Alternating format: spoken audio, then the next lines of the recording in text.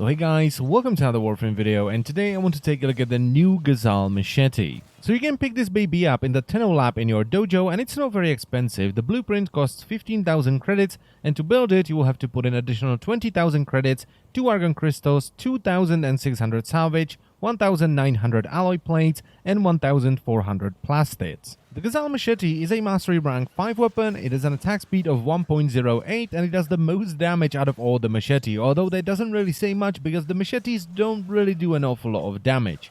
So the Gazal Machete does 52 damage per hit, 39 out of which is slash, 7.8 is puncture, and 5.2 is impact. It has just enough critical chance to run Blood Rush body count at 10%, the critical multiplier is 200%, and it has 25% status chance. Now the cool thing about this weapon, and something that we've never seen before, is that it synergizes with the Jinn Sentinel. Because every time you kill an enemy with the Gazal Machete, it will add 50 bonus corrosive damage to the next Fatal Attraction cast from your Jinn. Now this does stack up 10 times, so if you kill 10 enemies between Fatal Attractions, he will do 500% bonus corrosive damage. But that's not everything, because every time your Jinn uses Fatal Attraction, your Machete will gain 25% bonus corrosive damage for 30 seconds. And while this is a really cool idea, and I would like to see more synergies like this, it is rather boring, because it just means that if you're running the Machete, you're gonna do more damage if you're running Jinn as well. Because no matter what you do, or whether you want it to happen or not, it's just gonna happen, passively. Now the main problem of this weapon is that while it's the best machete and it does the most damage out of the machetes,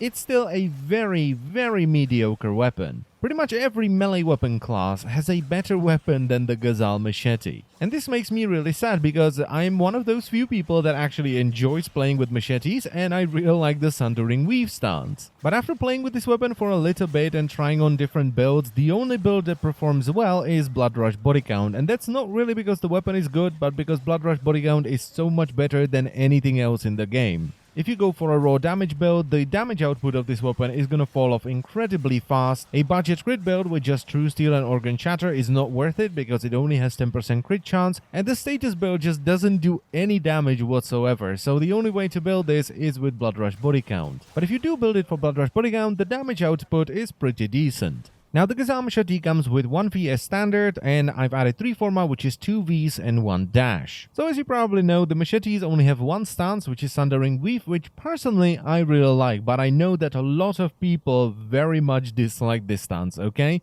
Then I'm using Primed Pressure Point for more damage, Primed Fury for more attack speed, and the reason I'm not using Berserker is that I've noticed that with fully proc Berserker and the 1.08 attack speed, the combos on Sundering Weave start to break and it kinda starts spazzing out, and I didn't really notice it with Primed Fury at all. Then I'm using Blood Rush body count to give me a lot of crit chance and longer duration on my combo counter, Organ Shatter to increase the crit multiplier up to 380%, and finally 3 elemental mods based on the faction I'm going up against. So most of the time for me, it's gonna be Shocking Touch and Fever Strike for corrosive damage, and Molten Impact for heat damage. Now, as much as I like running around with machetes and how happy I was that we finally got a new machete, I must say that this is just not a very good melee weapon, and I would only recommend it to people who really like machetes and have Blood Rush and body count. For anyone else, this is basically just mastery fodder. However, if you're at least a little bit interested in the weapon, I would still try it out because it's just not hard to get. It is very cheap.